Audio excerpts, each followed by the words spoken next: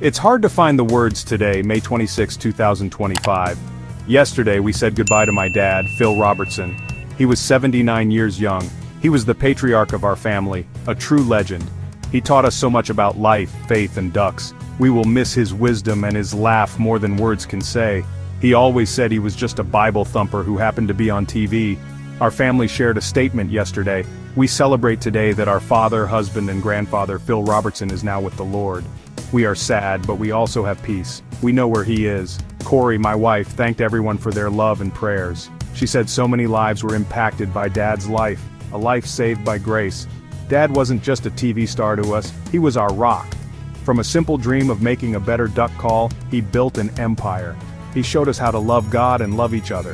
He wasn't perfect, but he always pointed us to the one who is. We are grieving, yes, but we are also celebrating. We celebrate a life well lived, full of passion, conviction, and a whole lot of fun.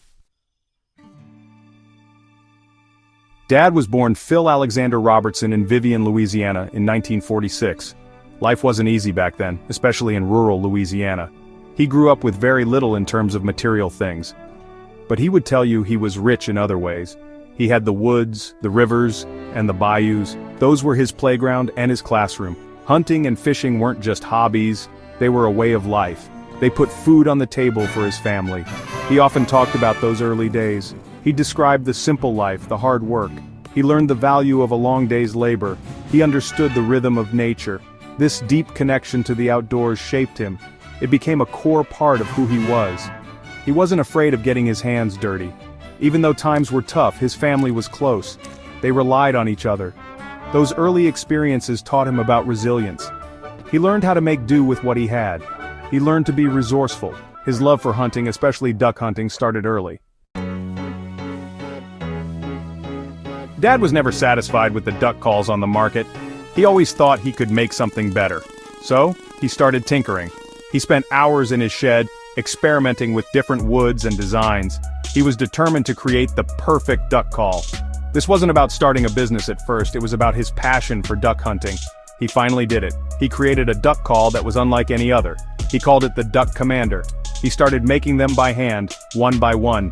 He and Mom, Kay, worked hard. They poured everything they had into this fledgling idea. Mom always stood by him, even when things were tough. They believed in what he was doing. The Duck Commander Company was officially founded. Dad built it from the ground up. He'd travel to hunting shows demonstrating his calls. He was a natural salesman because he truly believed in his product. Slowly but surely, Duck Commander grew. It wasn't an overnight success. It took years of hard work, perseverance, and a whole lot of faith. The success of the Duck Commander DVDs caught some attention. Hollywood came calling, which was a surprise to all of us. They wanted to make a TV show about our family. We weren't sure what to think at first. Duck Dynasty premiered on A&D in 2012. None of us could have predicted what would happen next. The show became a massive hit, a cultural phenomenon. Millions of people tuned in every week. People connected with our family. They loved Dad's unique personality, his long beard, and his straightforward talk. They loved Mom's cooking and her warm heart. They enjoyed watching me and my brothers, Jace, Jep, and our Uncle Cy.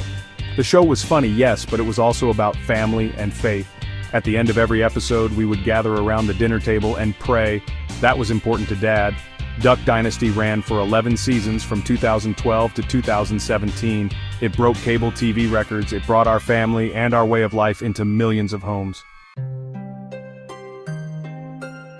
Section 5, Faith, Family, Ducks, the cornerstones of his life.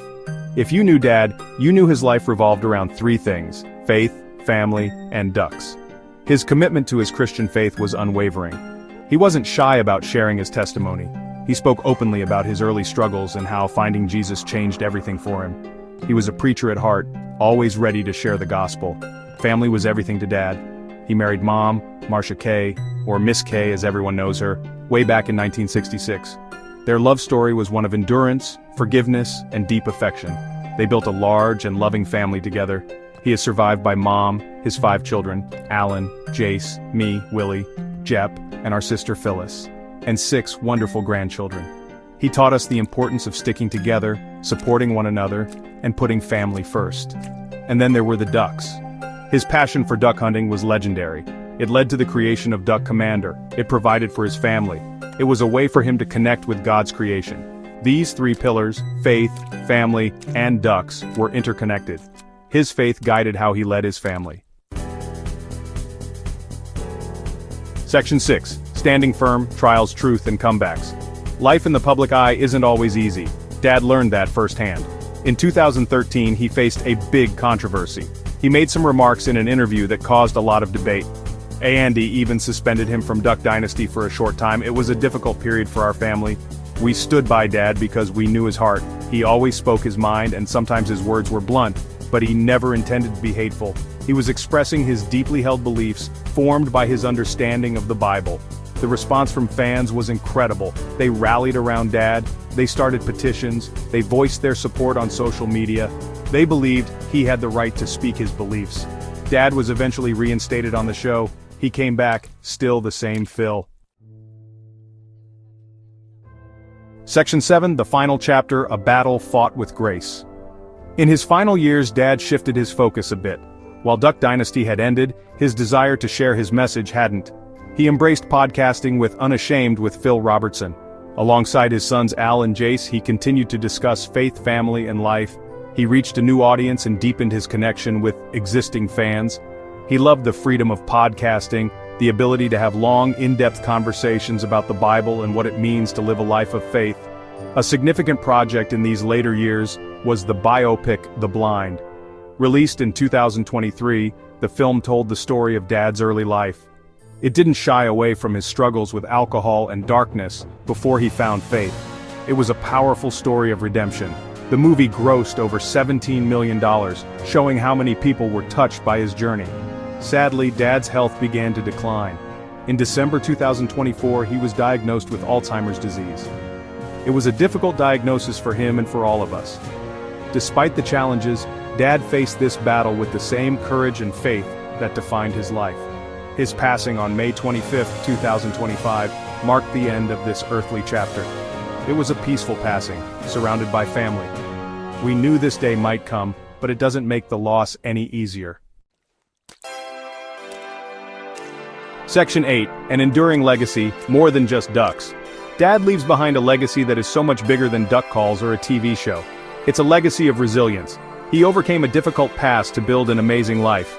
It's a legacy of authenticity. He was always true to himself no matter the circumstances. He never pretended to be someone he wasn't. And it's a legacy of tradition. He cherished the simple things, faith, family, and the outdoors. He passed these values down to his children and grandchildren, and through his public life, to millions. His commitment to faith is perhaps his most enduring legacy. He was passionate about sharing the gospel. He wanted everyone to experience the love and forgiveness of Jesus Christ. The Duck Commander Company even stated they aim to carry forward his legacy of faith, family, and ducks, praising him as an innovator who loved Jesus. That's exactly what he would have wanted. His life was a testament to the power of God's grace. He showed that a person could be both a rugged outdoorsman and a devout man of God. Many people have shared tributes. Fans have called him America's grandpa. His impact was profound, and it will continue to be felt for generations to come.